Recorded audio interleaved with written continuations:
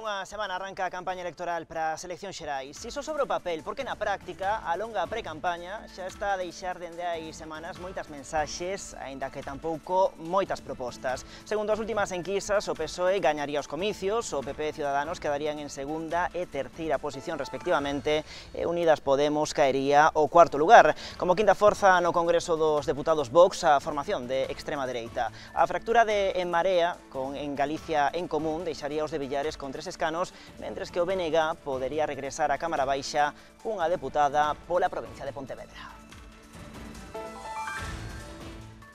Que tal, boas noites? Pois coa vista posta nesas eleccións xerais, pero tampouco sen perder de vista nunca a perspectiva local, Canal Rías Baixas o Contrastes ofrecelles esta noite un debate entre o Partido Popular, o Partido Socialista, o BNG en Marea. Elena Suárez é a número 3 da lista do Partido Popular pola provincia de Pontevedra. Moi boas noites.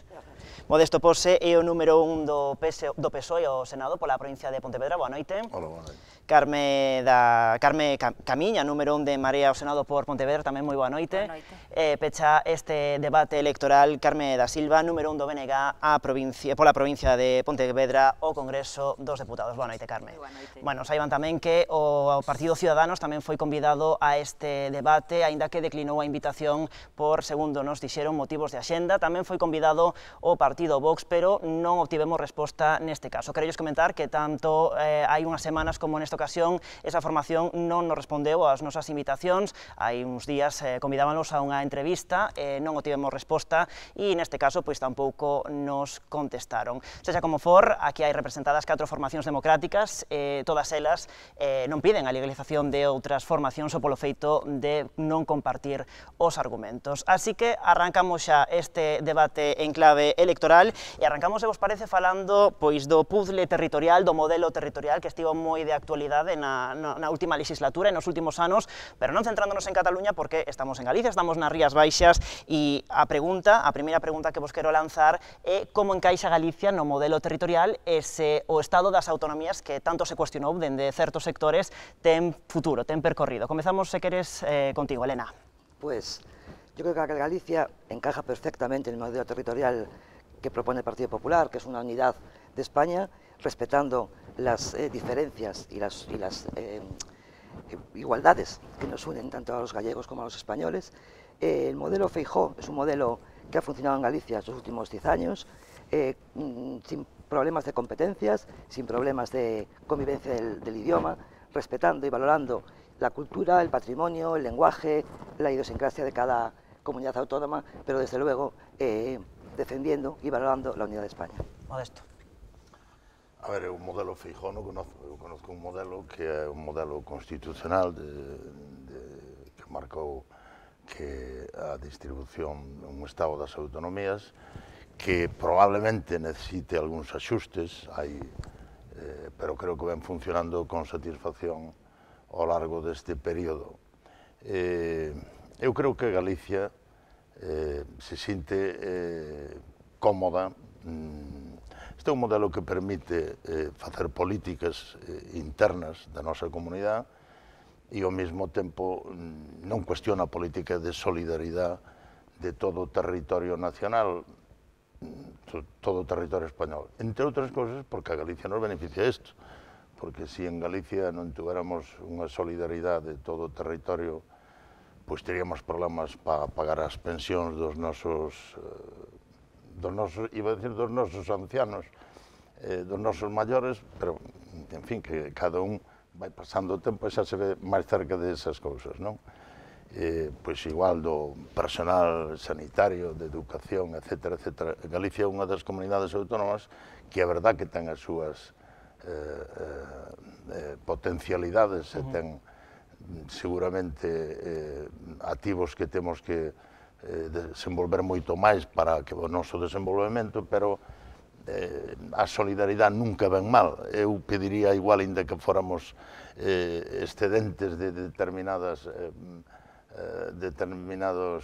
valores e produtos que hoxe desgraciadamente non temos, pero eu creo que a solidaridade ven a todos os territorios e especialmente a Galicia porque o necesita. Por lo tanto, baixo o meu punto de vista, eu creo que Galicia debe se sentir satisfeita, sin deixar de pensar que hai cousas que hai que mellorar coordinación e hai que mellorar axustes de política, porque o peor que pode pasar é que dúas administracións, ou tres, moitas veces, se encargan de cousas que ao final un polo outro a casa por barrer, non?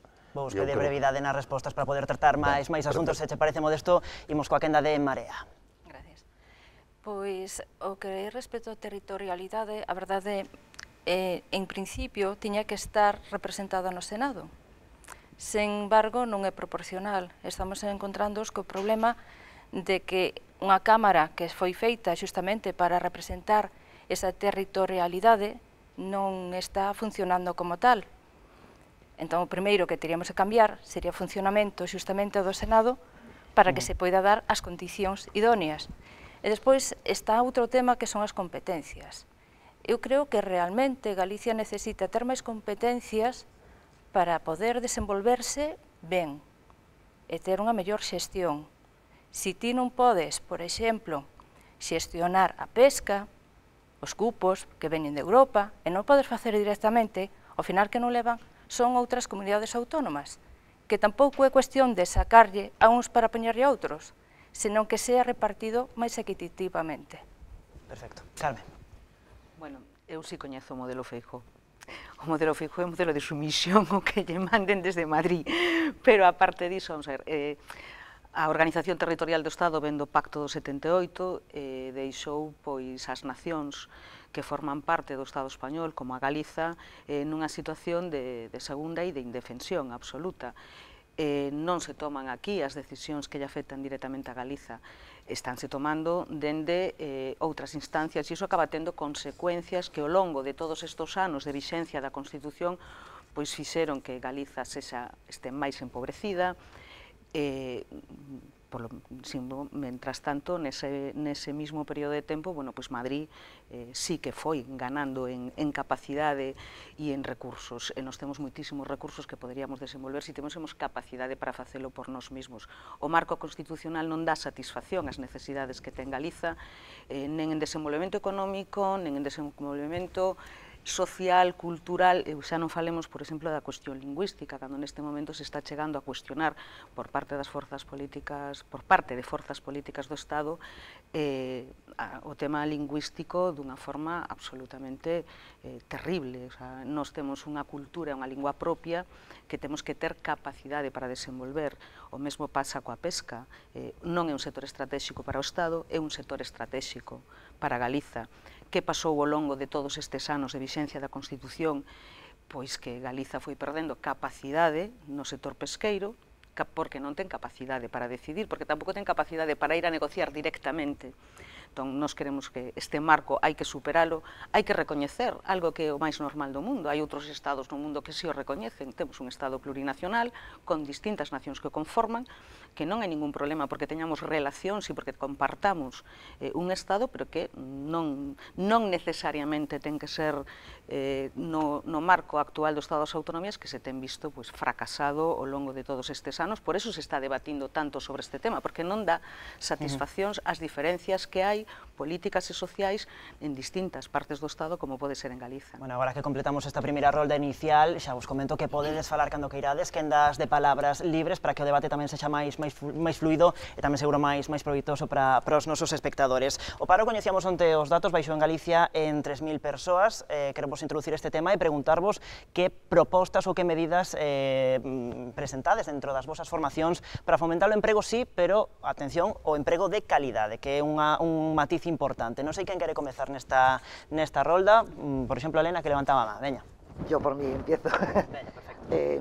Lo que propone el Partido Popular es, Pablo Casado está hablando estos días de la revolución fiscal, ¿no? Todo esto conlleva a la creación de empleo, apoyar a las empresas que se quieran crear, la bajada de impuestos para la creación de empresas, las autopistas tributarias, para que las personas que quieran emprender tengan y puedan crear empleo, no solo el propio, que ya es importante, sino ampliar al resto de la población, pues que tengan un máximo, por ejemplo, de 5 días para poder crear esa empresa. El empleo es lo que sustenta al final, pues lo que hablábamos de pensiones, prestaciones. Cuanto más personas estén trabajando, más personas cotizan. Por un lado, menos personas van a necesitar subsidios y más se recaudará para poder después repartir estos impuestos que algunos quieren subir. Nosotros pretendemos, contrariamente, bajarlos. Eso es muy sencillo de explicar. Una familia que tiene recursos puede consumir y puede invertir. Es una familia que le inflan a impuestos e impuestazos, lo que hace es una contención del gasto que al final repercute en la economía de todo el país. Idea clara, bajada de impuestos, especialmente en temas de creación de empresa, para crear empleo en este país. Sí, a ver, eu tema discusións co Partido Popular sobre subida e baixada de impostos, hai que deixar unha cousa clara. A baixada de impostos é inviable socialmente nun país. É dicir, No lo fue. A ver, permíteme, Elena. No lo fue. Permíteme unha cousa. O Partido Popular foi o partido que máis subiu os impostos. Eso non é certo. O Partido Popular... Vale, deixemos primeiro que argumente el. Perdón. Sí. O Partido Popular foi o partido que máis subiu os impostos indirectos, esos que paga todo o mundo, que todo o mundo, que non van en relación cos ingresos de cada un. Por lo tanto, eu creo que é unha política razonable e as empresas o teñen que ver razonable, porque as empresas tamén lle interesa que socialmente o país este con un nivel que non haxa... Si os traballadores e a xente humilde cada vez perde máis poder adquisitivo, chega un momento que non consumen. Eso vai en detrimento dos empresarios tamén. Por lo tanto... Pois como tenemos que pagar máis impuestos... Os impuestos só os hai que pagar en relación co que se ingresa. É dicir, se unha persona fai unha actividade e percibe remuneracións por esa actividade, pois ten que pagar unha parte, pero eso non se discute en ningún país europeo, ningún país avanzado, ningún país que socialmente non este no terceiro mundo, que estén desenvolvidos, non se discute en ningún sitio. Aquí o discute o Partido Popular e logo, bueno, pois así van, porque se deixamos de recaudar impostos, ao final o que se deteriora son os servicios comuns para todos os ciudadanos.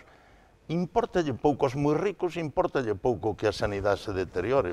Non a usan, porque normalmente van aos millores médicos de formas privadas, ou os millores médicos, a grandes médicos de formas privadas, e vanse facer as probas que fagan falta complementarias desenvolvendo, pagando do seu bolsillo. Por lo tanto, para ter servicios, o mesmo pasa ca educación, e o mesmo pasa co transporte público, etc. Para ter servicios para todos os ciudadanos e para ter un país avanzado, fan falta os impostos. Esa discusión é unha discusión bella que hoxe non eu creo que... Pedía a palabra primeiro o BNG, adiante, Carme. A ver, é que isto é unha discusión absolutamente demagóxica, porque obviamente o Estado de onde obtén os seus ingresos fundamentalmente ten que ser ou ingresos por vía fiscal ou débeda.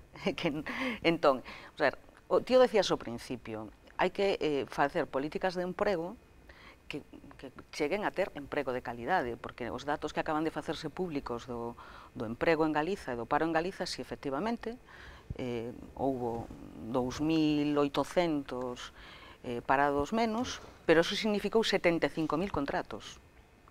75.000 contratos para 2.800 postos de traballo, o que indica que chegamos a unha situación dunha precariedade absoluta, onde os tempos nos que traballa a xente son moi pequenos, onde lle estamos poñendo, xa non falemos da situación da xente nova, o que lle estamos poñendo é a xente un futuro por diante, sen estabilidade laboral, sen seguridade económica, que non se construe así un proxecto de vida, cando para menos de 3.000 parados menos tivemos 75.000 contratos. Pois pensade iso o que pode significar. Aquí o que hai que facer é políticas de emprego tanto desde o Estado como desde a Xunta que realmente poñan a producir o país. Galiza é un país que ten recursos, polo tanto hai que adoptar decisións que poñan a producir o país, na pesca, no marisqueo, no monte, no agro, no campo, etc. Non tanto este debate demagóxico dos impostos, e claro, ao final eu vexo que a proposta do Partido Popular significa facer recaer sobre a xente as responsabilidades das decisións que ten que tomar o goberno, tanto da Xunta como do Estado, porque sempre se fala de medidas para o emprendemento. Hai medidas económicas e medidas industrial e medidas de fomento do emprego que ten que adoptar o Estado e que son políticas que ten que adoptar o Estado ou a Xunta, nas competencias que ten. Eu xa sei que move a cabeza e xa sei por onde vai, pero é que non por favorecer a unha empresa concreta se favorece o emprego de todo un país. E podemos falar a relación de empresas que pecharon e de industrias que pecharon no último ano en Galiza é espeluznante. Este país cada vez é máis dependente dos servizos e non hai unha economía que soporte non producir. E, sin embargo, temos recursos para producir desde as decisións propias. Pois, como decía, na pesca, que decisións se están tomando sobre o sector pesqueiro? Pois de desmantelamento, coa complicidade das forzas políticas do Estado, asumindo todas as decisións que veñen da Unión Europea sin rechistar. Que está pasando con o noso agro? Que está pasando con o noso monte? Polo tanto, para poder poñer o país a producir, hai que tomar decisións que prioricen iso, e non se trata de subsidios para autoempregarse. Porque eso non xenera emprego de calidade, eso xenera esos 75.000 contratos para menos de 3.000 postos de traballo. Agora falamos do futuro de Ence, pero remata esta rolda En Marea. Ben, o emprego. Realmente Galicia, por desgracia, é moi coñecida por o galego, se non ten solución, se emigra. Eu vivi en primeira persoa como filla de emigrante. É triste. É bastante triste ter que coller, estar unha chea de anos sin os pais. Ou como agora, vía Skype. De feito, antes se emigraban aquelas persoas que non tiñan formación. Ahora temos formación e non temos un salario digno. Iso é o que temos que crear realmente. Emprego de calidade porque talento hai, é moitísimo. Entón, respecto aos impostos, sí, os impostos podemos xogar con eles o que queirades, pero que non pode ser que soporten as familias a maior parte.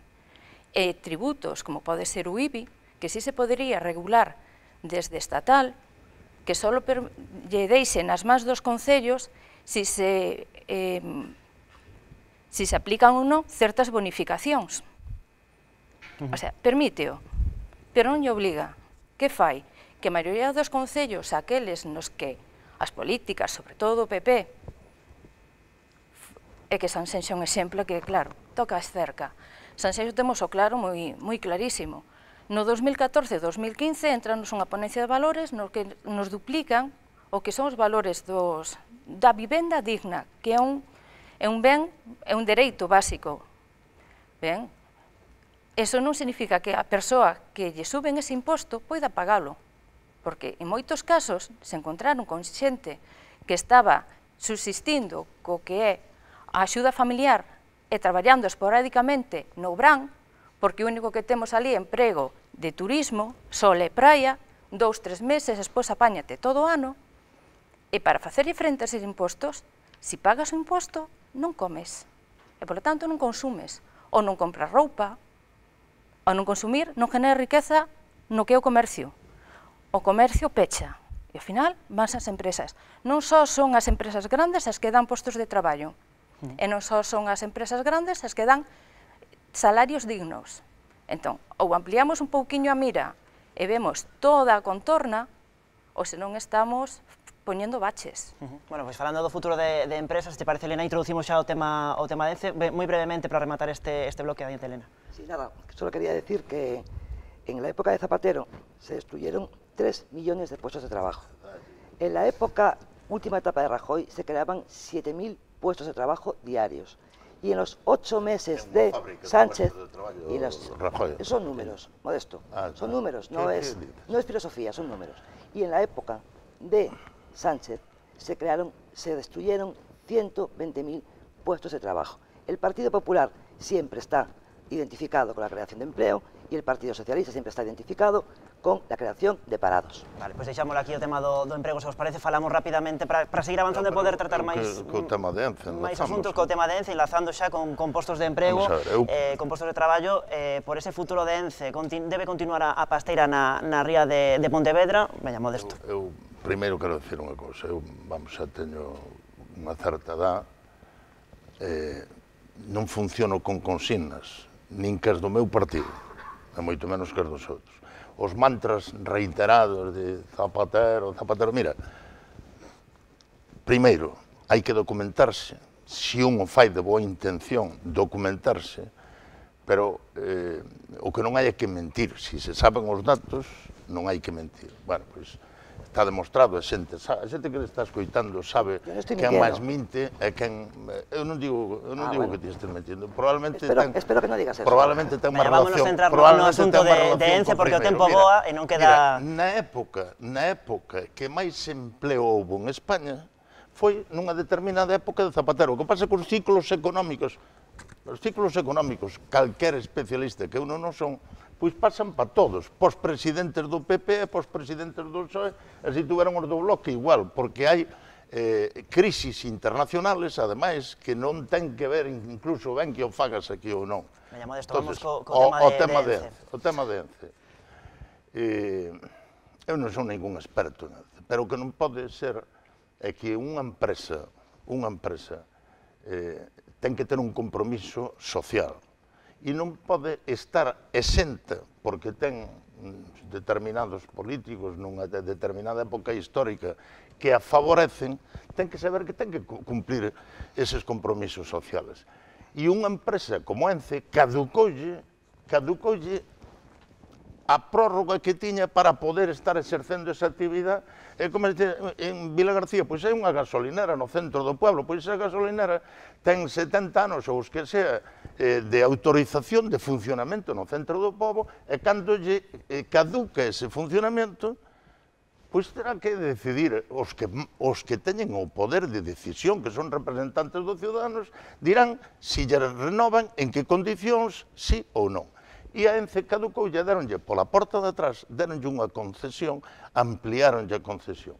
E eu creo que políticamente en Pontevedra, me correxirá Carmen de Silva se me equivoco, eu creo que socialmente hai un consenso de que Ence ten que producir noutro lado. Ence ou a empresa que sea ten que producir noutro lado, porque está ubicada nun sitio que non é o idóneo para fabricar pasta de papel. A ver, que Ence está ubicada no mar, en 600.000 metros de mar, porque foi un recheo que se fixo no seu momento, en pleno franquismo, para ubicar esa empresa aí. Non unha parcela que compraron. Non, ni siquiera, porque está na beira do mar, non, está no mar, está dentro do mar. No seu momento, cando se rematou a privatización de Ence no ano 2001, sendo presidente da Xunta Manuel Fraga, Ence, as persoas, os consellos de administración que tomaron as decisións, en aquel momento recordamos que Caixa Galiza era unha parte do capital de Ence, sabían perfectamente, porque estaba plenamente vixente a lei de costas do ano 88, que Ence tiña data de caducidade no 2018 nesa ubicación. Foron moitos anos os que tiveron, tanto a empresa como o goberno da Xunta como o goberno do Estado, para buscar alternativas na súa ubicación. No canto diso, porque dende o 2001 até o 2018, sabendo esa data, tamén o prezo foi en función de que tiña unha data de caducidade. Ti non pagas o mesmo por unha empresa que vai a estar ubicada 70 anos que por unha que lle quedan nesa ubicación 17. Polo tanto, comprouse a precio rebaixado porque tiña unha data de caducidade ali. Que pasou a continuación? Bueno, pois que se foron adoptando, en vez de decisións encamiñadas a buscar unha ubicación alternativa para poder desenvolver esa actividade, pois foronse adoptando decisións por parte do Goberno da Xunta e por parte do Goberno do Estado, sempre en connivencia Partido Popular e Ence, para que Ence permanecese nesa ubicación. Ese foi o obxectivo político que tivo o Partido Popular, regalarlle 600.000 metros cuadrados de mar e regalarlle os miles de millóns que aforra a empresa por non ter que buscar unha alternativa. Entón, parece que non nos queda máis remedio que tragar. O sea, adoptanse decisións dese tipo e a sociedade de Pontevedra, de toda a comarca, ten que tragar.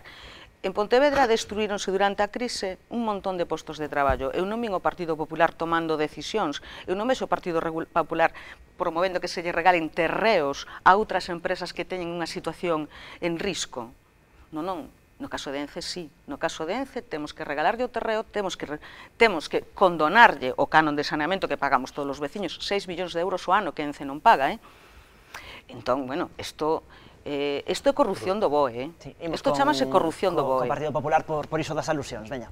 Bueno, eu tampouco soy experta en, como decía Modesto, el Partido Popular tiene una posición clarísima en este tema y es estar al lado de las familias, de las 5.000 familias que viven de Ence, directamente.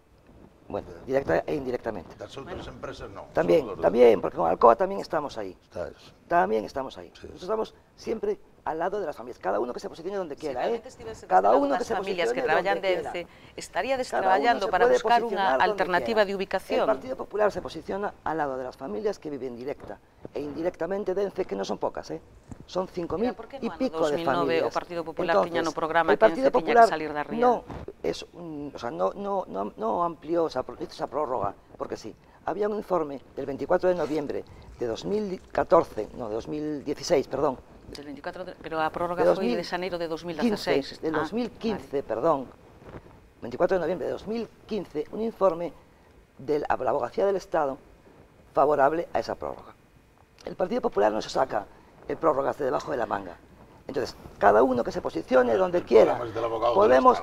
No, es que había quien decía que no había ese informe, que no existía. A ver, ese informe exactamente, aproximadamente, no fundamental, non hai ningún problema. Hubo quien dijo que no existía ese informe y tuvo que callarse la boca cuando vio ese informe. Entonces, el Partido Popular, lo repito, cada uno que se posicione donde quiera. El Partido Popular no está con la empresa, está con las familias. Y eso queda claro, y cada uno... Marea. Con todo o respeto aos empregos que se puideran perder, que é responsabilidade da empresa, non nosa, porque sabía perfectamente, disculpa, porque sabíamos perfectamente que no 2018 tiña que sair. Entón, a responsabilidade deses empregos é da empresa de buscar unha ubicación na que sí poidan traballar, porque ENCE, que eu sepa, non é unha empresa pública, é privada. E Marea tiene unha alternativa. En Marea, pregunto, o el Bloque en Marea, dedícase... Perdona, vou dicir unha alternativa. Cando gobernaba o bipartito, que era Touriño presidente, era Touriño presidente e o conselleiro de Industria era do BNG. Pois había unhas conversas bastante avanzadas coa empresa ENCE para buscar un traslado da empresa. E a empresa estaba neso buscando, non lle gustaba, obviamente, porque... En Marea ou calquera outro partido político, o goberno, pode negociar. O que non pode facer é facer o traballo que lle corresponde á empresa. Iso en primeiro lugar. Despois estamos nos obviando, bueno, non comentaxedes que está nun dominio público. É noso, non é da empresa. En terceiro lugar xa, que parece que a nadie lle importa, é o impacto medioambiental que está causando na ría, que é unha vergoña. Está toda a ría chea de mercurio abaixo, que de feito non se debe nin tocar. Aí viven familias mariscadoras, non importan tampouco. Pois é traballo local. Claro que importan. E son autónomas e teñen que pagar o seu seguro. Unha última intervención de Carme e vamos a publicidade. Vamos a ver, hai unha responsabilidade política evidente na situación na que está neste momento ENCE, que é do Partido Popular. Porque o Partido Popular foi o que amañou coa empresa todo para quedarse aí. Se a prórroga está ben concedida, se hai ese informe da Abogacía do Estado tan serio, que medo lle ten o Partido Popular a Audiencia Nacional? Porque non haberá ningún problema, a Audiencia Nacional dirá que a prórroga é perfecta. Non están tan seguros. Saben que fixeron as cousas mal e pola porta de atrás. Pero ten unha responsabilidade directa ao presidente da Xunta. En vez de estar do lado de ENCE, tiña que estar exercendo de presidente da Xunta, estar asumindo a responsabilidade de buscar coa empresa unha alternativa. Eso non o está facendo. Entón, Núñez Feijóo prefire ser conselleiro da Administración de ENCE, como hai outros cargos do Partido Popular xa, que presidente da Xunta. Última alusión por Feijóo ao Partido Popular e imos a publicidade, veña. Moi breve, Elena, moi breve. Feijóo ejerce de presidente de la Xunta y está al lado de los gallegos y gallegas, familias que dependen de ENCE. Las familias que dependen do monte? Así de... tamén. Vale, do marisqueo e da pesca imos falar de contado, despois da publicidade, porque é un dos asuntos que tamén preocupa moito na nosa contorna. Ao mar, o futuro do mar, o feminismo, a igualdade, en definitiva, de moitos outros temas que abordaremos a volta de publicidade, aquí en Contrastes.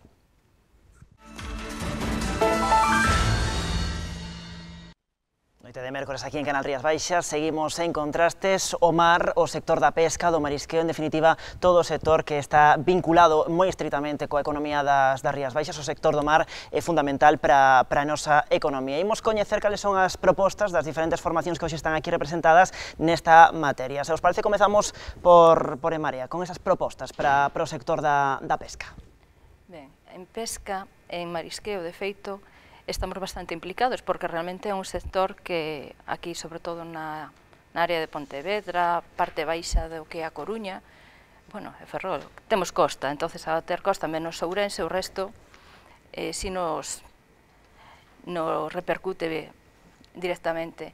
De feito, estes días estánse levando distintas mocións polos concellos de parte de En Marea, polo tema tanto das cuotas pesqueiras, que a verdad que está tendo problemas, pero tamén dos descartes.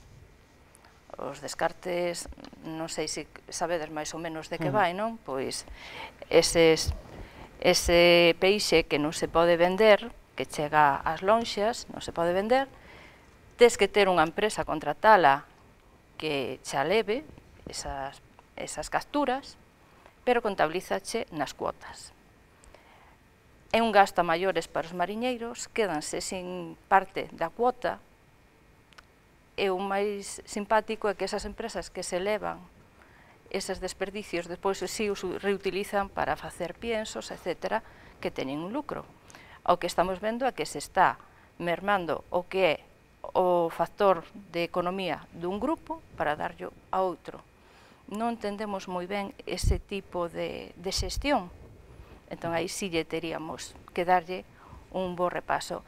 E outra cousa que sí encontramos, que foi o do tema que de feito levouse ao Parlamento, pero que é algo que se debe estudiar tamén a nivel estatal, é o tema do aumento da Seguridade Social, porque realmente veu de estatal.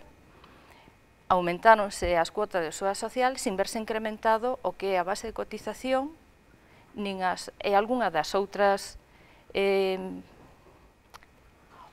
cousiñas que se veñen as asumidas si veñen, pero que é a base de cotización non. Nós temos moita xente do mar que está pedindo que realmente que non lles importa que lles suban as cuotas de cotización á Seguridade Social si ven acompañada do que é a suba na cotización. Entón, por aí empezaríamos. Imos con Carmen. A ver, aquí, no fondo, vamos á primeira pregunta, a pregunta da estrutura territorial do Estado. Porque Galiza é un país altamente dependente da pesca e o Estado español non é un Estado altamente dependente da pesca. Hai unha situación diferente. Polo tanto, tanto na negociación da entrada no que ahora se denomina Unión Europea, a pesca non era un sector que se considerou estratégico por parte do Estado español. Entón, nós non temos capacidade para tomar decisións e negociar directamente sobre o sector pesqueiro, e para o Estado español o sector pesqueiro non é un sector fundamental. Isto está levando a que as políticas ao respecto do sector pesqueiro galego foran de desmantelamento e desguace. En vez de impulso ou promoción, perdéronse cantas baixas houbo na Seguridade Social do mar, tanto en pesca como en acuicultura, máis de 3.000. Desmanteláronse un 50% de algún tipo de barcos, un tercio de outros, no Gran Sol un tercio. Entón, claro, o problema é ese, o problema é que non temos capacidade para tomar e para negociar e para decidir. Neste momento que está pasando coas cotas da xarda ou da sardiña é precisamente que a Unión Europea impón unhas cotas, como o Estado español non é altamente dependente da pesca, pois que está pensando que países como Galiza, altamente dependentes da pesca e con moita capacidade para pescar, están recibindo menos cota que estados europeos que non teñen esa capacidade para pescar. Polo tanto, aquí se desmantelan os barcos, aquí se desmantela a flota, aquí se perden moitísimos empregos no sector pesqueiro e están pescando en outras zonas onde non tiñan esa dependencia da pesca. Tamén é certo que iso é coa connivencia das forzas políticas de ámbito estatal, que non están poñendo ou tomando as decisións que se precisan en Galiza. Por eso nos decimos que non é o mesmo que haxa quen defenda directamente os intereses de Galiza sendo unha forza galega que non. Elena. Pues mira, el Partido Popular, ayer mismo tuvimos un pleno en Vilagarcía, llevábamos una moción para solicitar el tema de las cuotas de la Seguridad Social, que efectivamente posiblemente las mariscadoras y los marineros estarían dispuestos a pagar algo más de seguridad social siempre y cuando tuvieran una repercusión en beneficios sociales y laborales después, ¿no? Me sorprende cuando hablamos, todos nos enarbolamos, o la bandera de defensa de la gente del mar y de la pesca, pero por ejemplo ayer el Bloque Nacionalista Galego en el pleno de Vilagarcía se abstuvo con nuestra moción, no quiso votar a favor. No votó a favor de la gente del mar non votou a favor. Non é certo. Sí. Non é certo que non quixera votar a favor da xente Xunta do Mar, non votou unha moción do los Partido Popular. dos- Dicir que as mocións do Partido Popular, con toda a política que leva o Partido Popular en pesca, está a favor da xente do mar. Hai que llegar yo. É Cuando hacemos tremendo. partidismo, Non é cuando hacemos partidismo con temas tan importantes como la pesca y la gente del mar, especialmente en Galicia, pasa lo que pasa, que es lo que tiene complejo y se abstiene.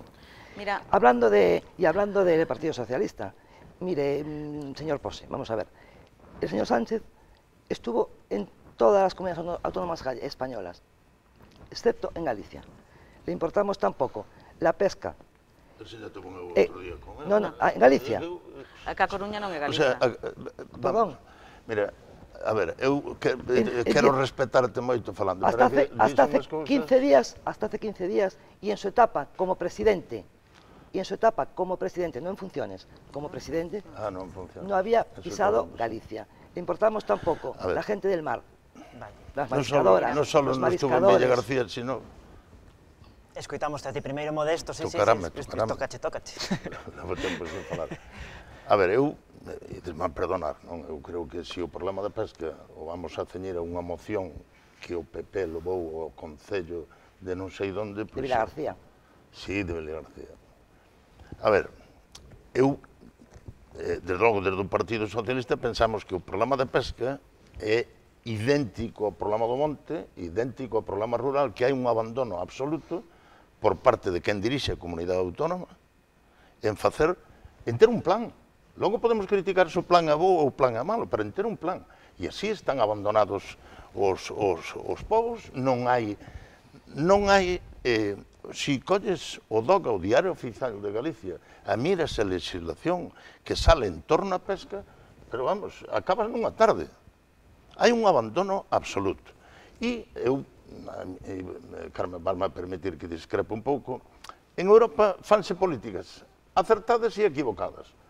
Fanse política. E é un mundo de intereses que eu non comparto, pero faise. E en España tómanse decisións tamén según intereses, porque os intereses do País Vasco, os intereses de Andalucía, os intereses de Canarias, moitas veces están incluso en contradicción cos intereses que podamos ter os galegos. Non derivemos as nosas responsabilidades. Claro, si vamos uns cuantos de cofradías a unha reunión en Madrid e vamos en fin, con todos os respetos, e vamos a pasalo ben e non sei que, pois probablemente, se non levamos as cousas preparadas e non temos un goberno autónomo que nos acompaña na proyección das medidas que hai que tomar, pois o máis normal é que sexa un fracaso. Eu, porque estuve no medio de algunhas cousas, son testigo de que determinados problemas que tuvo Galicia, o goberno galego mirou para outro lado. Non era problema dela. Non era problema dela. As cuotas estarán mal repartidas, pero ti ves o goberno galego, a conselleira de Pesca, en algún lado facendo política, que vaya, que viaxe, non é vexo. Non é vexo, ao mellor...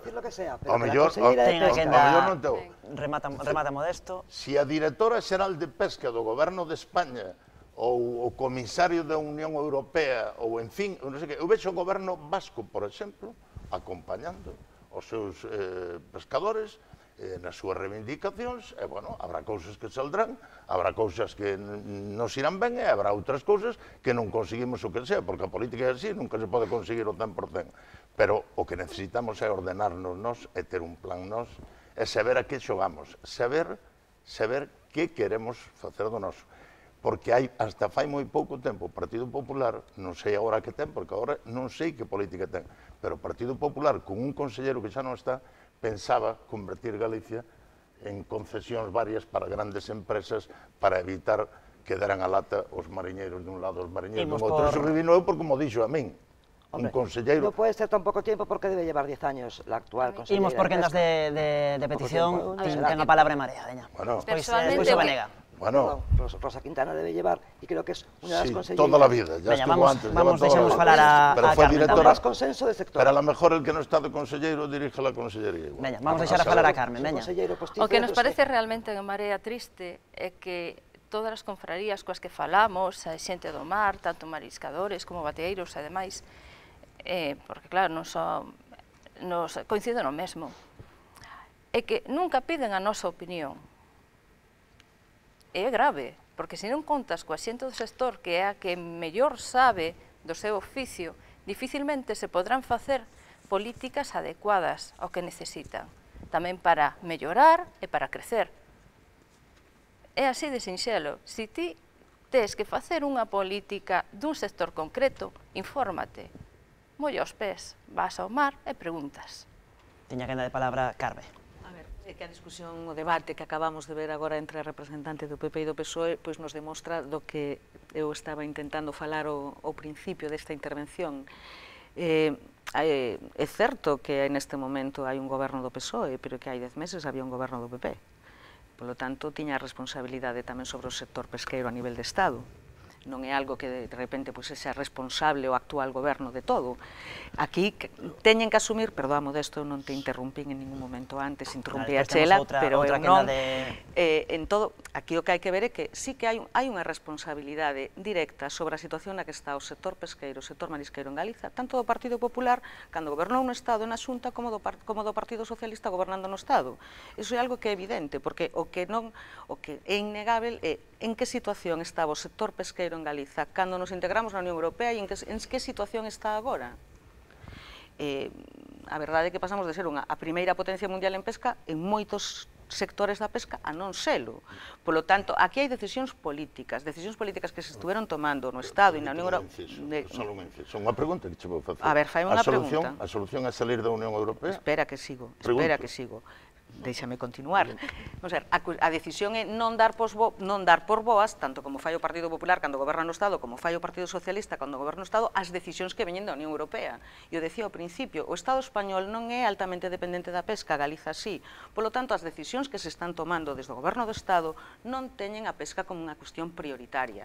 E iso está facendo que se aceptasen as políticas de desmantelamento, de desguace, que se estiveron tomando durante todos estes anos. A pesca non empezou a estar mal hai un ano, nin empezou a estar mal hai 2 anos, nin hai 3 anos.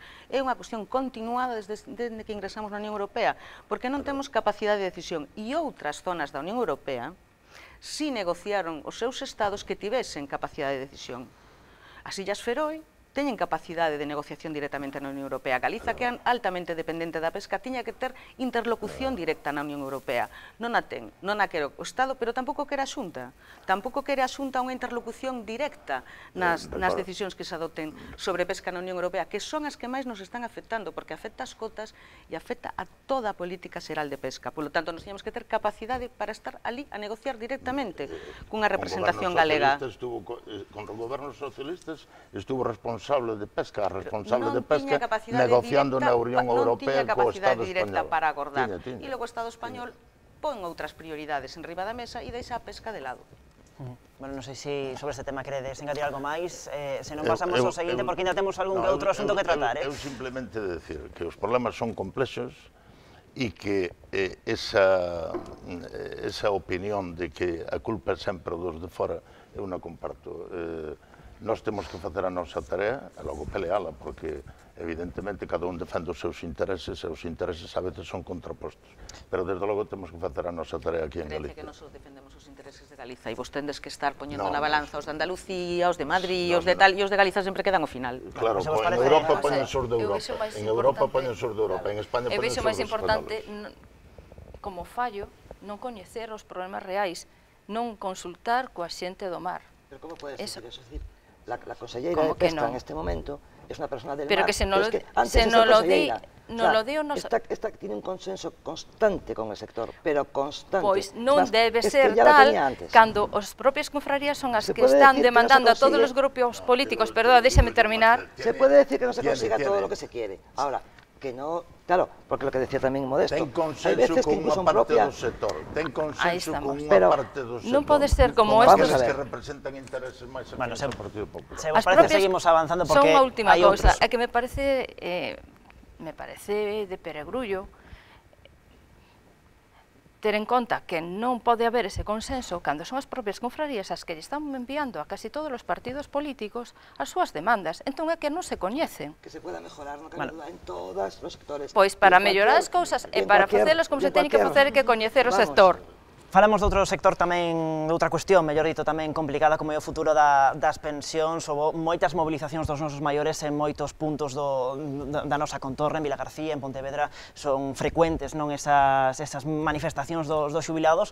Que propostas tedes nas vosas formacións para garantir un sistema como o actual e tamén para que os pensionistas galegos reciban un trato digno, que é o que les reclaman? Non sei quen quere comezar neste asunto. Veña, Elena. Yo si queréis. Volvemos un poco al principio. Para garantizar el sistema de pensiones hay que garantizar el empleo. Sin empleo es más complicado poder llegar a cubrir un sistema de pensiones.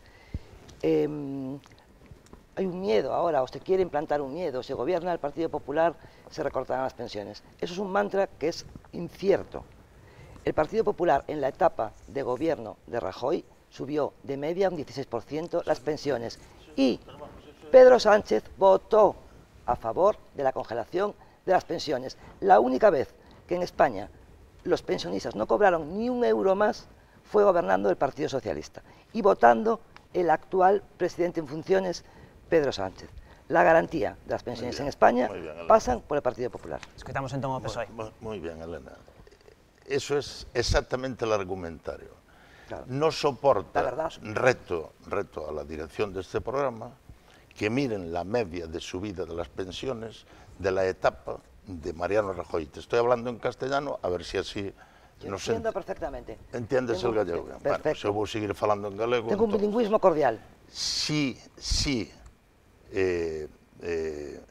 Mariano Rajoy subiu como media un 16% as pensións, eu retírome da política, porque entón estou desinformado. Pues tú mismo. Desinformado. Pero sí que sabías que Pedro Sánchez votó a favor de congelarles. Sí, pero que nos non negamos, non somos mentirosos. É dicir, o Partido Socialista hai un momento de crisis que conxelou as pensións e conxelou os salarios dos funcionarios. Un ano. No, los funcionarios les bajó un 5%, no los congeló. Bueno, los bajó un 5%. Vale, perfecto. Un ano, porque cando hai épocas de crisis agudas, pois hai que tomar decisións que non gustan a ninguén, pero hai que tomarlas. Pero os anos seguintes subí as pensións como habías que subirlas, por certo, que a subida deste ano, que o Partido Popular non as subiu. E que me digades, mira, o Partido Socialista en tema de pensións, en tema de prestacións, non ten nada que explicar, porque os ointes, a xente que nos está vendo desde as súas casas, sabe o compromiso do Partido Socialista cos temas sociales e cos temas dos pensionistas, sabe, porque eu acórdome de cando iniciei a miña etapa de médico, que as persoas maiores estaban nas súas casas moitas veces daquela maneira porque tiñan unhas pensións absolutamente indignas. E todo o mundo que nos está escoitando que sabe que quen dignificou as pensións foi un goberno socialista de Felipe González nas súas primeiras etapas. E hoxe, pois claro que non se suben todo o que a xente quere que se suban, porque o país, temos o país que temos, e pódese de maneira que se pode, pero cuidado, que as pensións deron un salto cualitativo. Imos abrir o debate ao resto de formacións. E sirven para que moitas familias sobrevivan, porque hai xente no paro e sobreviven gracias ás pensións dos maiores. Imos abrir o debate, se te parece, Elena, ao resto de formacións. Marea e Benega que ainda teñen que aportar a súa opinión a esta cuestión. Veña, Carmen. Pois está moi claro que o problema aquí de fondo son os cartos, non? Se non hai cartos pois tampouco. Choca moito, non, que o PP este vendendo que vai baixar impostos e de repente... Isto é o fondo de pensións que había. Sí, sabémolo, constanos a todos, sí, claro. Pero choca moito que este dicindo que vai baixar impostos e nesto que vai a garantizar unhas pensións. Pois non podese facer as dúas cosas, non dan as contas. Eu como economista digoche que non dan as contas, porque así como o señor é médico, pois eu son economista, e arreglamos coas situacións, non? Damos un diagnóstico e aportamos unha solución. Ben, isto está claro que ven da crise, houve unha crise moi forte, e destruíuse moitísimo empleo. Deixouse de meter cartos nas huchas, vale. Supónse que a crise pasou, pero non pasou para todos. Pasou só para as grandes compañías. E son, curiosamente, aqueles que están beneficiando máis coa baixada de impostos. Bueno, imos escoitar tamén a opinión do Benega con Carme da Silva. Hai unha realidade obxectiva que os galegos e as galegas pensionistas teñen as segundas pensións máis baixas do Estado. é unha realidade obxectiva, tamén é unha realidade obxectiva que cando se fala de subas das pensións en porcentaxes, o que se está tapando é que en números absolutos son moi baixiñas, porque claro, suben as pensións un 3%, pero cando son pensións tan baixas, pois o que significa en subas é unha cantidade que as persoas que están cobrando esas pensións nin o notan en moitas das ocasións, mentras lle están subindo os gastos en outras cousas, en moitas outras cousas, e en prestacións sociais que antes non tiñan que pagar e agora teñen que pagar. E aquí o Partido Popular non pode dar exemplo de nada, nin falar das pensións, nin falar de moitas outras cousas. O problema, ademais, é que a nós nos preocupan as pensións actuais, nos preocupan as pensións que están cobrando hoxe as persoas pensionistas en Galiza, porque, como decía, son as segundas máis baixas do Estado. Pero que se miramos un pouco para arriba, que vai pasar coas persoas que agora están traballando, cando están cobrando uns salarios tan baixos, cunha precariedade tan grande, pois se está condenando aquí o que se cambia o sistema de pensións e se empeza a tomar medidas que xeneren emprego e que creen riqueza, e en Galiza temos recursos para facelo, para poder realmente mirar para o futuro, ou senón o futuro é terrible, e iso non é o futuro que queremos. Pois, desde logo, desde o BNG no, supoño que as outras forzas políticas tampouco, aínda que as decisións que toman pois nos levan a donde nos levan. Espera un momentiño que remato co argumento. Vamos a ver, non se pode estar dicindo que nos preocupan as pensións e a veces estar dicindo que vamos a baixar impostos, vamos a favorecer as grandes empresas, Aquí hai un problema, que ten que haber unha fiscalidade máis xusta. Ten que haber unha fiscalidade que implique que aquelas rentas que son máis altas e que aquelas rentas empresariales estén pagando impostos para poder facerse cargo dos gastos sociais que ten que haber. E senón as cousas non funcionan, porque é imposible. O que tampouco se pode decir, cando neste momento hai a poboación activa que hai, que non hai recursos para poder facer frente ás pensións, porque o que se está dicindo con eso é que se está favorecendo a privatización do sistema de pensións e en vez de ir a un sistema solidario como que hai na actualidade, onde as persoas que están en activo son as que se fan cargo de pagar as pensións das persoas que están xubiladas, pois o que vamos é a un sistema individualista onde nos pagamos o noso plan de pensións, cada un se preocupa de sí mismo e no futuro terá pensión aquela persoa que o pudo pagar. E ese é o futuro que nos presenta por diante o Partido Popular, un futuro donde non haxa un sistema de pensión solidario, donde haxa un sistema individual, donde el que pode tiene e o que non pode non vai ter. Pedía a palabra en Marea brevemente, Carmen. Moi breve. Concordo realmente con o BNG en que se a precariedade vai ser o emprego que nos van dar o PP ou outras forzas, esa non vai ser a solución para poder manter o que é o sistema de pensións. O futuro, de feito, vai depender dos soldos que nós agora poidamos ter. Volvemos a poñer casos de zonas turísticas ou mesmo do mar, que non poden ir sempre ao mar. Con 2-3 meses que poidas estar cotizando a Seguridade Social moi mal, vas chegar a ter unha pensión digna. E o que é privatizar non é solución.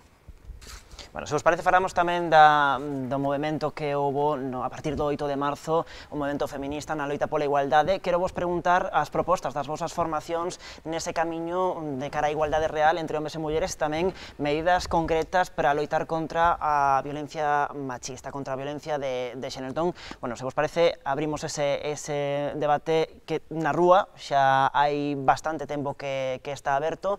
Non sei cales son as vosas propostas, cal de vos quere comezar. Veña, Carmen, e despois Modesto. Afortunadamente, un debate, un traballo que as feministas levamos facendo moitísimos anos neste momento, e dende o ano pasado está na rúa con moitísima forza, con moitísima enerxía, e fai que este no debate político cunha intensidade que non tiña estado pois en épocas anteriores. Iso é verdade que levanta a paletilla para seguir traballando nestas cuestións, porque queda moitísimo que facer.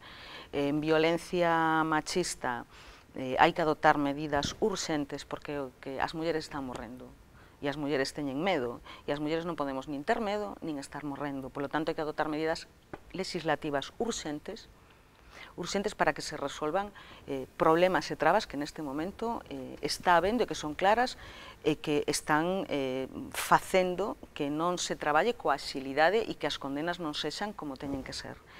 Tamén hai que meter recursos económicos, porque sin recursos económicos non hai plan que funcione. E hai que meter recursos a aquelas administracións que van ter as competencias para actuar, porque nos orzamentos de Mariano Rajoy do ano pasado, 20 millóns de euros para todos os concellos do Estado en materia de violencia de xénero. Na proposta de orzamentos agora do PSOE pactada con Podemos en Marea, 40 millóns. Parece moitísimo. Podemos en Marea, perdón.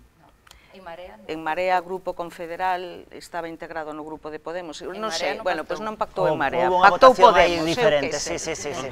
Non, porque senón non rematamos... A ver, non vou discutir porque non conozo o croquis de como está esa situación neste momento, polo tanto, como este.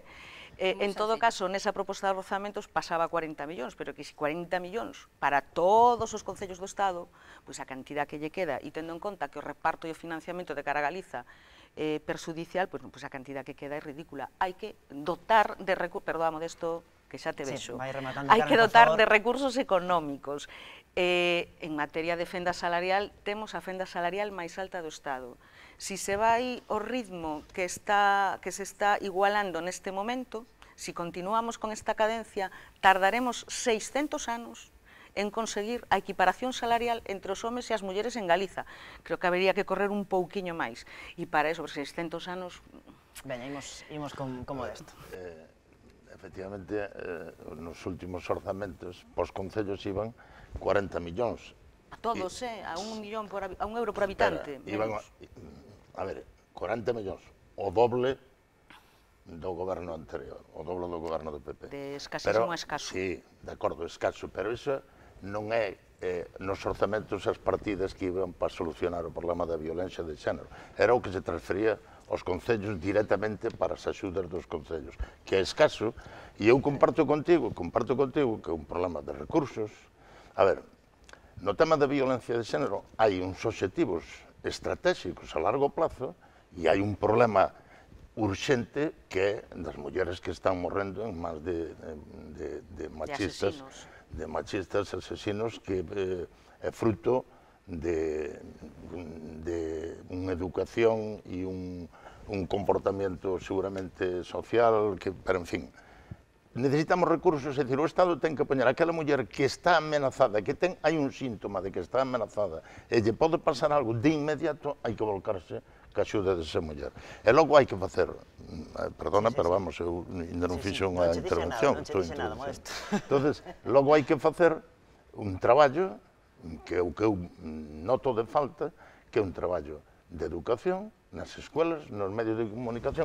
Eu vi nos medios de comunicación, vense, retos a que poñades debates que hai, donde se ve claramente que hai argumentos absolutamente machistas. Están salindo en programas, non en programas de debate, en programas destos que ve moita xente, desgraciadamente. E, polo tanto, o Estado non está para a protección, porque ten que haber... Hai problemas que se solucionan desde a escola. Por exemplo, unha raíz importante da violencia machista está no problema dos celos. Eu non vexo que haxa ninguén debatindo sobre eso. Os celos é unha reacción absolutamente infundada dos seres humanos porque che parece que eso que é propiedade túa. Entonces, cando tes unha relación que che parece que aí que non pode, que non tes unha tolerancia con tal, bueno, pois eso é un traballo que hai que facer tamén a medio e largo plazo. E remato. Eu meto menos charcos, pero a educación só hai que pasarse polos colexios e ver como manipulan os nenos os móviles. Nos centros de ensino estáse facendo un traballo, nos centros de ensino público. Eu non digo no ensino, no ensino público, pero non estou dicindo no ensino, estou falando dos medios de comunicación, non no ensino público, que sei que se fai, non. Bueno, se vos parece, escoitamos os argumentos de que nos quedamos en tempo, Modesto. Remato solo. Todos necesitamos, un máis que outros, todos necesitamos, porque a muller decidiron, as mulleres que son máis e máis que os homens, decidiron facer política en primeira persona. E todos, absolutamente todos, desde logo o Partido Socialista é o que máis ten avanzado con respecto ao resto dos partidos, pero necesitamos, bueno, pois, oye, axustar as nosas políticas a esta nova maneira do futuro. Desde logo o Partido Popular o que ten que facer un pouco de reciclaxe porque están un pouco anclados, non sei se no Pleistoceno, pero están un pouco... Escoitamos ao Partido Popular e despois a Marea pido vos brevidade porque estamos fora de tempo xa. Voy a poner nada máis que os ejemplos. Mira, en primer lugar, decir que a día de hoy ya murieron 15 mujeres en España a manos de asesinos machistas. O sea, es un tema serio que nos debemos de plantear todos, nos tiene que hacer reflexionar. Y hablando del Partido Popular y del Partido Socialista, yo soy concejala en el Concello de Vilagarcía, soy portavoz del Partido Popular. Como ejemplo, el Partido Socialista que gobierna en Vilagarcía tiene en su presupuesto el 1%, aplica a la igualdad, el 1% del presupuesto del Concello de Vilagarcía, solo el 1%, y la gran mayoría de ese 1% procede de la Xunta. Punto 2. Elena, para el tercer plan de igualdad, hombre, no voy a entrar en eso. No voy a entrar en eso. No te gusta, deixamos falar a candidata. Voy a decir igual. El tercer plan de igualdad aprobado en el Concello de Vilagarcía en el año 2016 tiene 0 euros de presupuesto en el año 16, en el 17 y en el 18. El Partido Popular propuso dotarlo económicamente ese tercer plan de igualdad y el Partido Socialista en el 16, en el 17 y en el 18 nos dijeron que no, 0 euros. O sea, lecciones de igualdad y de inversión de igualdad, hay que ser más humilde, modesto, pero el PSOE de Vilagarcía, por lo menos, no las puede dar. El Partido Popular es un ejemplo de igualdad, de políticas de igualdad en todo el Estado, incluso en Villagarcía. Y el Partido Socialista, todas las mujeres saben que el Partido Socialista hizo políticas de discriminación negativa para las mujeres. Imos escoitar a candidata de Marea. Municipal de Vilagarcía. 0 euros para el plan de igualdad. Esa es el compromiso. Hablar de política en general porque igual sales diputada, y tendrás que dejar de hablar del Concello de Villagarcía, que por cierto, yo me siento muy orgulloso para hablar del Concello de Villagarcía, porque es un ejemplo en políticas de igualdad. Ata aquí. Estamos en España. Imos escoitar a candidata de Marea. Muy orgulloso te debes sentir. Veña, que isto non é un debate de Vilagarcía que xa chegará cando chegue o momento. Non podemos obviar que vimos da sociedade que vimos dunha educación altamente patriarcal, na que se poñía no centro de atención o home máis que nada. Pasaba a muller de ser o que era propiedade dos pais, por así dicilo, para pasar a ser propiedade ou dos irmáns, ou do seu marido, ou incluso do crego, cando quedaba solteira. Entón, unha vez que vimos deso, demos xa un avance moi bo, e a sociedade está reaccionando moi ben, e temos que seguir así. Ora tócanos as institucións coller e poñer o noso gran area. Máis recursos, un programa ben explícito. Pero como mulleres non podemos oír que os feos son unha cuestión que ten que ver con isto, de verdade. No, ten que ver coa persoa. Non podemos oír lo modesto, sinto. O sistema patriarcal... Pero bueno, estamos falando, pero centrándonos no que é o feminismo, é unha cousiña que quería puntualizar, porque parece, xa que temos a oportunidade de facer un pouquiño de pedagogía, feminismo significa igualdad entre home e muller, porque me estou escoitando cada barbaridade por aí impresionante. E o término feminazi non existe. En todo caso sería embrista. Se vos parece, deixámola aquí. Sei que o tema daría para moito, quedaronos moitísimos temas no tinteiro, pero xa sabedes que o tempo na televisión é como é, e non nos queda tempo, de feito xa estamos fora de tempo. Elena, Modesto, Carmen e Carme, moitísima sorte nesa carreira electoral, que vaya todo moi ben para vos e para as vosas formacións no 28 de abril, e nada, xa estaremos atentos tamén aquí en Canal Rías Baixas, vale? Así que nada, nos continuamos, facemos agora unha pausa pequeniña para a publicidade e de contado visita este plato de contrastes o alcalde de Pontevedra, Miguel Anxo Fernández Lores.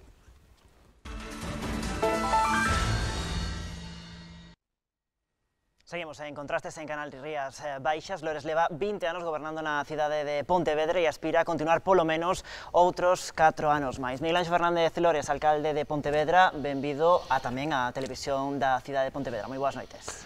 Pois nada, encantado de que me entrevisten. Moi ben, pois antes de comezar a falar, se lle parece, facemos un pequeno repaso pola súa traxectoria.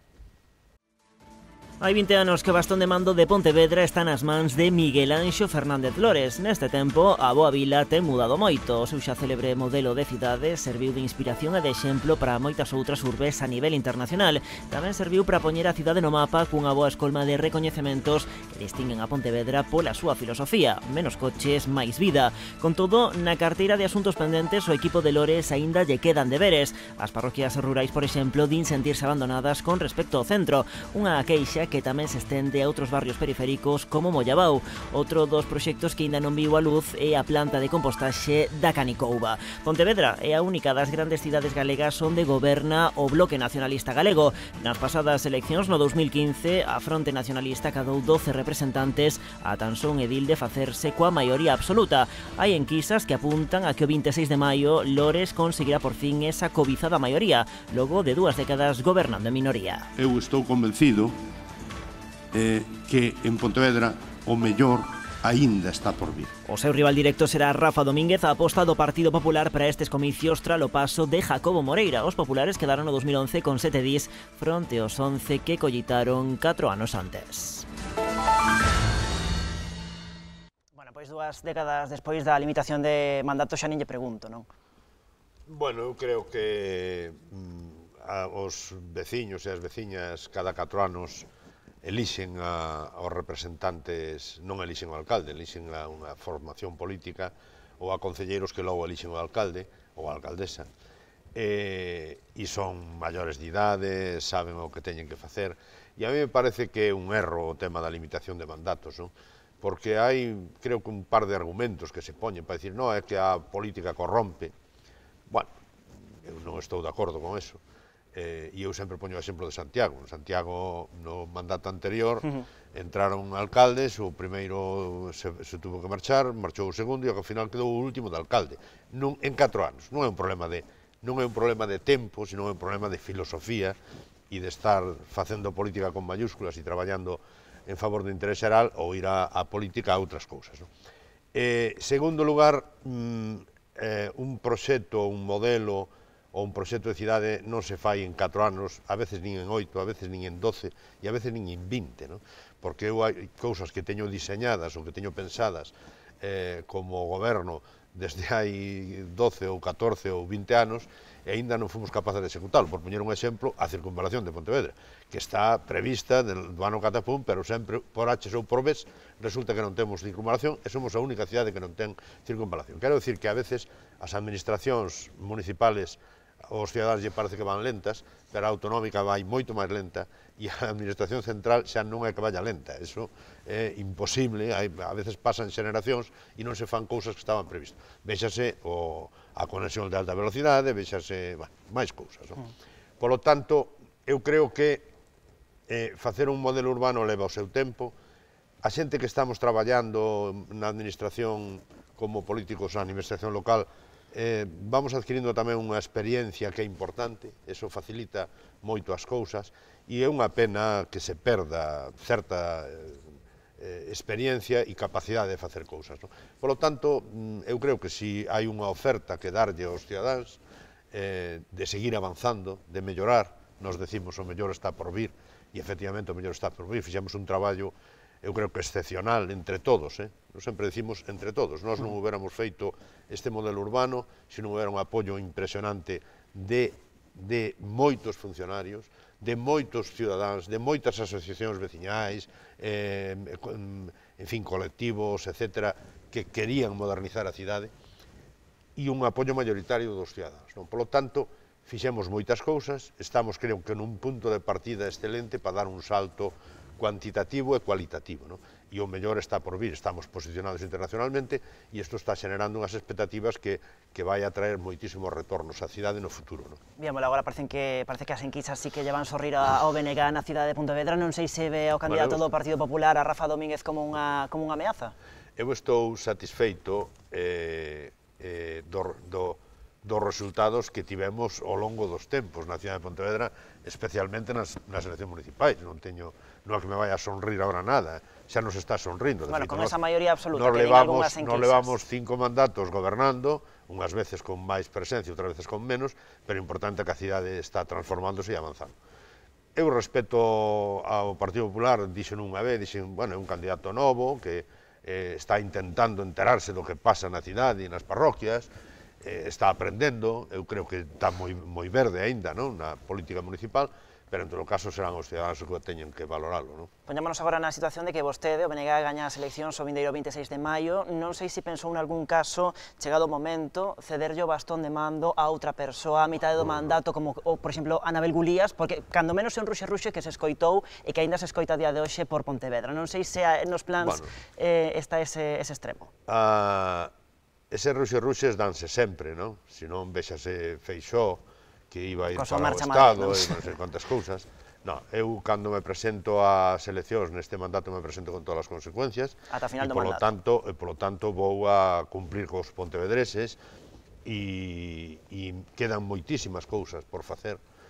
E desde logo estou encantado de no meu equipo de ter xente da valía de Anabel Gulías, ou de Carme da Silva, que se presenta ás eleccións xerais, e o Gallá Saia, e teña que perdela como concelleira, pero hai banquiño, na cidade de Pontevedra temos banquiño para facer diputados, senadores, e mesmo para novos alcaldes ou alcaldesas, pero neste momento non é un tema que este en carteira. Nas xerais, na cidade, sempre gaña o Partido Popular. Nas municipais non sei que ocorre, efecto Lores, efecto BNG, que pasaría se no BNG non estivese vostede? Bueno, eu creo que pouca diferencia iba a haber, porque eu creo que os cidadáns de Pontevedra están valorando a xestión que estamos a facer.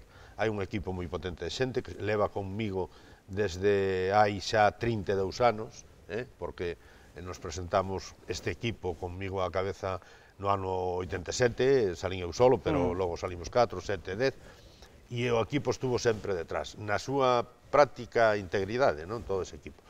Eu xa digo, eu son a cabeza visible, e obviamente son unha persona máis conocida socialmente, etc., pero que logo, detrás de toda esa xestión, hai moitísima xente que está no anonimato, xente que é máis conocida ou menos conocida, que pensa, que define as cousas, que estuda seriamente os proxectos, e iso é o que nos dá os resultados que nos está dando, saber ese camiño certo, ese rumbo certo, no que ao final podes chegar a un sitio determinado porque tes un rumbo certo e sabes o que queres facer e tes valentía política para facela. E iso eu creo que é unha parte para min é a máis importante de todo o modelo urbano da cidade e de todo ese apoio que os cidadáns teñen a respeito da nosa candidatura. Entón, eu creo que non vai a variar moito porque a xente gusta de vivir na súa cidade, está orgulloso da súa cidade, síntese satisfeito, non sei, a cidade é unha cidade dinámica, respírase alegría, é unha cidade que está medrando dentro dun marco de outras cidades de Galicia que non están medrando. Pontevedra sigue medrando con un crecemento vegetativo positivo hasta hai un ano ou dous. Bueno, e somos a cidade máis xoven de Galicia que ten, digamos, un recambio xeneracional máis alto.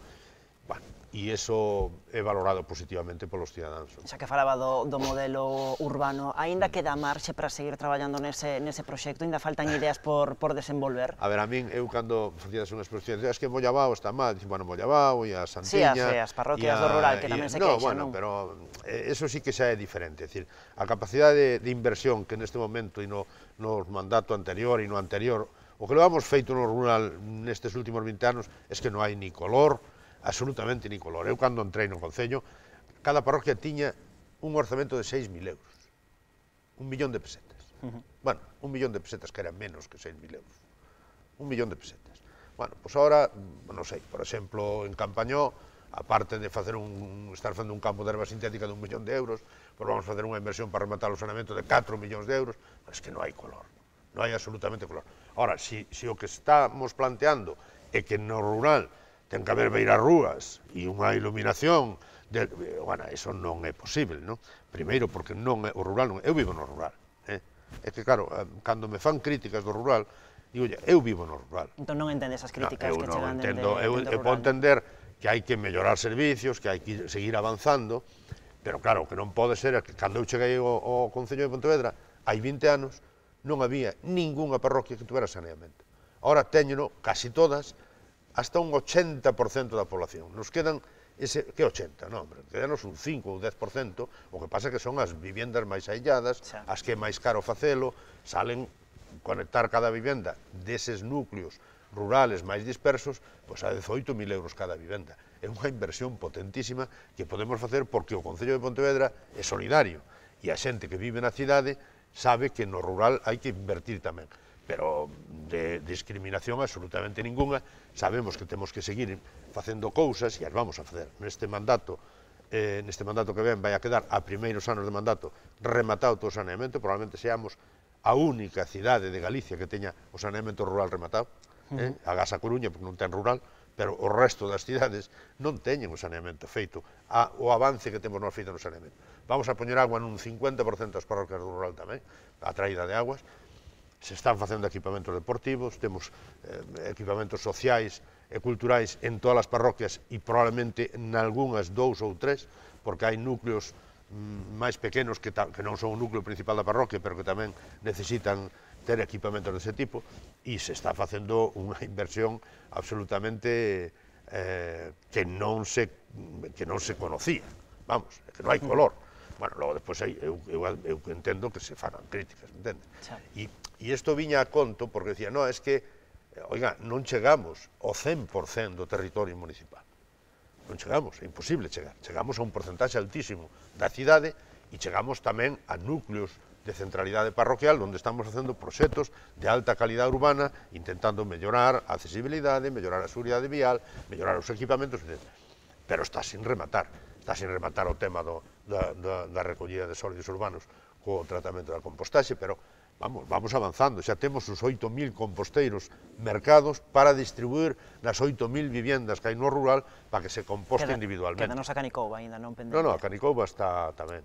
Está tamén en camiño, entón? Hai contentores para todas as vivendas do rural. Sí, pero no caso da planta da Canicouba, ese proxecto... A planta vai a ser a última fase do proxecto. O sea, a primeira fase do proxecto foron comprobar como funcionaban os composteiros, en fin, os composteiros de barrios, os composteiros comunitarios, que están funcionando de maravilla. Temos uns datos de recollida de compost de altísima calidade, a xente participativamente, cada vez que poñemos un novo grupo de composteiros se enche na primeira semana, cando debería tardar 15 días ou 20 días. Ahora vamos a desplegar todos os composteiros individuais nas parroquias e logo despois iremos ao contentor marrón para recoller os bioresiduos, os residuos orgánicos na cidade. E aí é cando temos que leválos á planta. Todo o que poidamos evitar levar á planta, vamos a evitar levar á planta, porque iso chamase kilómetro cero, chamase tratar in situ os orgánicos de maneira que non se produce ningún tipo de gasto enerxético, nin de contaminación, nin nada polo estilo. E máis, en principio nós pensábamos que íbamos a ir a unha planta de 15.000, 20.000, 30.000 toneladas e al final pues iremos a unha planta de 4.000, 5.000, 6.000 ou 7.000 porque está sendo tan positivo a recollida e o tratamento nos composteiros comunitarios, etc., que o volumen vai a ser moito menor do previsto. Bueno, pregúntolle tamén polo futuro de ENCE, onde mesmo a Comisións Obreiras anunciaba mobilizacións na defensa deses postos de traballo. Se lle parece, antes de escoitar a súa valoración, escoitamos o que dicían dende o sindicato. Solo que supón a masa salarial de ENCE, e non digo de ENCE e das empresas auxiliares, digo de ENCE, o salario, a masa salarial, que se utiliza fundamentalmente en consumo en Pontevedra e na súa comarca, é dunha cuantía económica similar aos orzamentos do Concello de Pontevedra. Bueno. O señor non sabe de que fala. A ver, é unha historia repetitiva, sempre a mesma historia, vale?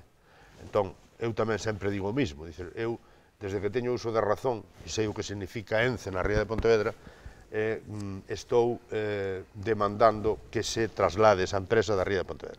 Porque eu creo que é un caso único no mundo, non?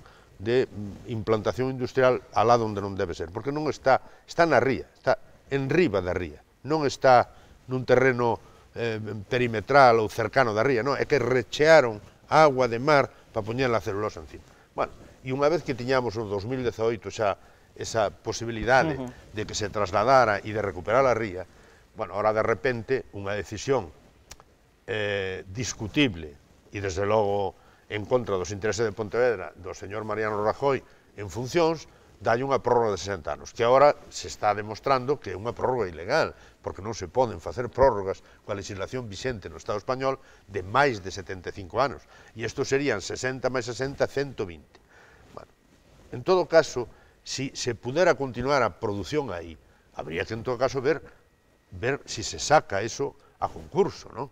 Porque estamos nunha sociedade de libre mercado, ¿no? E hai outras empresas que podían facer. E en terceiro lugar, eu estou plenamente convencido que a recuperación da ría para os usos normais que teñen as rías, que é marisqueo, deportes náuticos, lecer, o sea, eu me imagínome un espacio de conexión entre Pontevedra e Marín, cunha praia urbana, eso sería a explosión total, non? A explosión total de crecemento. É curioso, por exemplo, que o único concello que non crece en toda a comarca é o concello de Marín, porque ten ese tapón aí diante, sabes? Crece Bueu, crece Moalla, crece Cangas, crece Vilaboa, crece Barro, crece Pontevedra, crece Pollo, hasta Soutomaior, e resulta que non crece Marín. E non será porque non ten a celulosa ali ao lado, é todo o contrario. Eu creo que a celulosa é un tapón, xa sin falar de cuestións como o que significa a celulosa a hora do monocultivo de eucalipto en toda a zona, que está cambiando a paisaxe de Galicia, etc. Pero en todo caso sí que hai espacios neste país, mesmo nesta comarca ou nesta provincia, onde se pode ubicar unha fábrica sin que lle moleste a ninguén, sin que contamine a ninguén e que poida manter a produción. Entón, eu recomendo sempre aos sindicatos que o que teñen que fazer é exixir á empresa que busquen proxectos viables de futuro, tanto a Elnosa como a Celulosas. Eles sabían perfectamente que se acababa o 2018, compraron unha fábrica que se lle acababa a súa produción en 2018 e durante estes anos non fixeron nada por buscar unha alternativa de produción na provincia ou en Galicia de celulosa fora desa ubicación. Bueno, pois eu respeto a opinión de todo o mundo, pero tamén teñen que respetar a miña, non? E a miña, eu cando me presento ás eleccións me presento dicindo que quero recuperar a ría de Pontevedra, hasta onde chegan as miñas competencias, porque logo se minte, non? Eu non dixo, eu vou trasladar a celulosa, eu non teño capacidade de trasladar a celulosa. Eu podo exixir que se cumpla a normativa, que se recupere a ría, que se recupere o plan do litoral que aprobou a Xunta e que a celulosa este nun polígono industrial estratégico que teñen que, en todo caso, diseñar quen ten competencias sobre eso, que non é o Concello de Pontevedra, porque ese polígono non ten por que estar, nin eu teño competencias en industria, nin teño competencias en ordenación do territorio. Por lo tanto, e xa para rematar, porque a min é un tema, a ningunha empresa se lle dan as prebendas que se está dando a ENCE. A ningunha, absolutamente a ningunha. Se lle condona o canon da agua, ENCE tiña que pagar 6 millóns anuales de canon da agua, porque gasta o doble que gasta o Concello de Pontevedra, nós pagamos 2 millóns e medio, 3 millóns de canon de agua a Xunta de Galicia. E ENCE se lle condonan 6 millóns todos os anos, que por 10 anos son 60 millóns. Se pode facer a mellor depuradora do mundo, simplemente se pagar o que tiña que pagar. Eu non sei, alguén está metendo a pata ou alguén está favorecendo a unha empresa privada. Eu dixen públicamente, hoxe, e eu volvo a repetir, un pelotazo de 2 ou 3 mil millóns de euros. De 2 ou 3 mil millóns de euros. Se dice que trasladar a empresa vale 1.000 millóns, pois que gaste 1.000 millóns en trasladala para outro sitio, e logo despois que teñan un beneficio, eu entendo o beneficio, pero un beneficio razonable, non un pelotazo. Outro asunto que marcou a actualidade nos últimos anos, ese conflicto entre a Policía Local e o Concello, os axentes que reclaman... É curioso porque coincide tamén co mismo sindicato, mayoritariamente. Xa, eles acusaban a vostede e incluso a BNG de actitudes dictatoriais a hora de escoitar as súas demandas. Non sei se este conflicto se vai solucionar, ten vías de solución por parte do Concello, por lo menos. Nós estamos falando con os sindicatos, chegamos a acordo, fixemos unha proposta de subida de discutible legalidade, ademais, porque a subida dos funcionarios é a subida que marca o Estado. Sí ou non? A ti canto che subiron? O sea, tú conoces alguna empresa que lle suban por encima do IPC ou por encima... Non se conoce. Entón, hai xente que aspira a que as subidas salariales sean e os dereitos sean absolutamente inasumibles. Entón, eu como alcalde de Pontevedra teño que xestionar o diñeiro dos veciños, que é o diñeiro público, e, polo tanto, as cuestións que son razonables se atenden, as que non son razonables non se atende. E se alguén non cumple coa súa función, obviamente, hai que tomar as medidas que haxa que tomala. Por lo tanto, non hai ningún tipo nin de persecución, nin de nada. Simplemente, vamos a exixir que todo o mundo cumpla o que ten que cumplir, empezando polo alcalde e seguindo polos traballadores. Nada máis que eso.